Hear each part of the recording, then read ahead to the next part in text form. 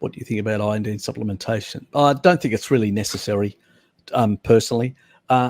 Look, if somebody has a very, like a severe deficiency, like if I'm dealing with somebody with hypothyroidism or something like that, yes, I would look at that. But if somebody isn't, and it's an average person, and you're eating a couple of eggs, you're eating some eggs, and you're eating a number of animal foods, including certain dairy foods, you're probably getting enough iodine. I did a video on iodine, so you can actually check that out, and you can actually see some of the foods and stuff like that. And most people should comfortably get enough, especially if they're having some seafood as well in between and stuff like that. I just think it's way better for people that have reasons for it. So what have you been dealing, Jonathan, with iodine, stuff like that in your part of with the people that you deal with? So far, I've never met anyone that seems to need to use it. From what I'm seeing online, it's that people with very specific health problems are using it in high dosages. Perhaps people with cancer, maybe some sort of poisoning, maybe, I don't know. I think, like you said, the practical use of it isn't as efficacious as what people make out. It's like another thing to add. People like to add things in. But yeah, like you said, you can get more. Exactly. Well, you can get enough iodine through the fish and things that you're eating anyway. Your body basically needs a balance between iodine for your thyroid and selenium. So too much iodine will actually deplete selenium, and too much selenium will deplete.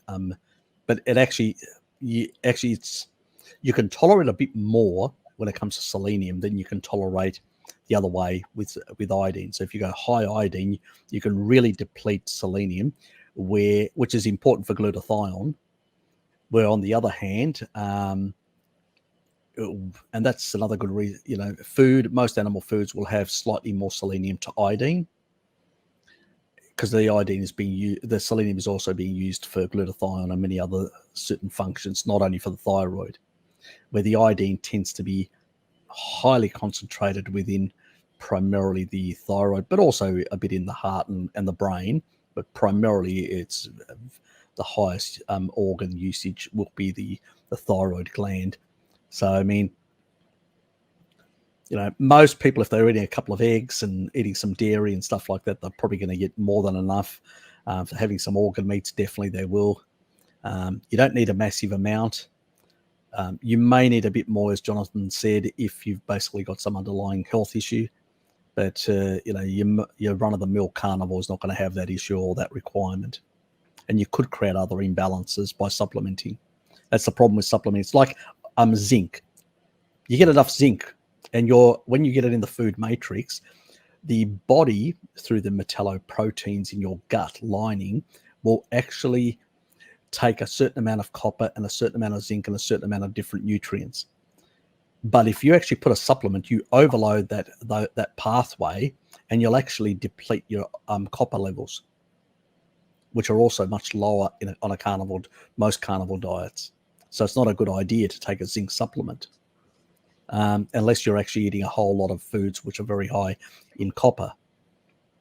But generally speaking, that's not the case. So it's best to stick to real food and allow the body to regulate the uptake of those ions as needed, and then bile salts and the kidneys will excrete any excess that's not required. But when you overload the system, you go beyond the physiological capacity for excretion of those enzymatic pathways.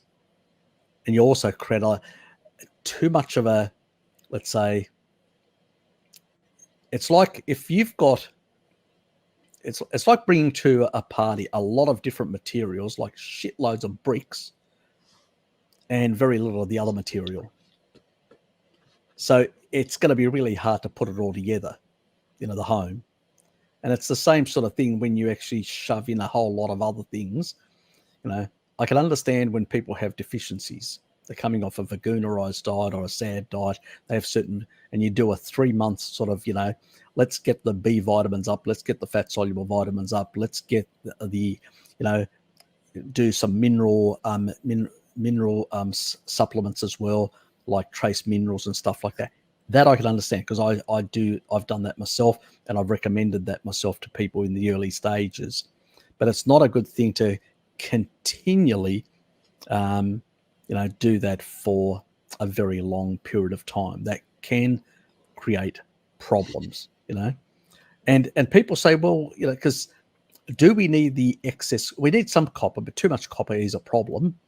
And once you've actually got that regulatory, the body will take up as much copper that it needs, and as much from a food matrix point of view, And obviously, there may be some conditions, like people may have, let's say, prostate enlargement, and obviously to down-regulate things like DHT, zinc can help with that. That's why carnivore diet helps with shrinking prostates. It's actually zinc deficiency and a number of other nutrients that actually does the opposite. So you don't see it in tribal people. You don't see it amongst the Maasai. You don't see it amongst the Inuit. It's a modern day disease of kibble eaters, and people basically take supplemental zinc, and they don't get the same results. Why?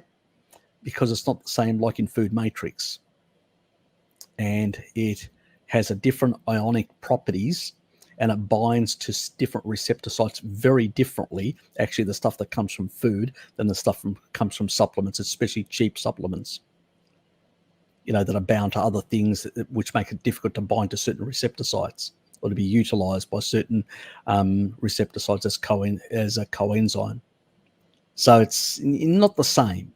Stick to the food, and don't waste your money. A lot of people waste far too much money on these sort of things. I can see, I do have iodinized, here, just in case let's say we have an increase in radiation around the planet. So I can take that to protect my thyroid, but that's about it. That's the only reason I'd have a supplemental iodine in my home, is to protect my thyroid from any potential increase in radiation in the coming months or year or so. That would be the only reason. Okay, so, even if it was a local tactical nuke that was actually dropped, it could still spread amongst in the atmosphere, and there could be a bit of extra radiation circulating around the planet, like it did years ago when they were doing, airborne explosions of nuclear bombs in the past, when they were testing nuclear bombs in the atmosphere under over the sea and things like that, in the so-called good old nuclear days. So yes, that would be the only reason to have that sort of supplement at home.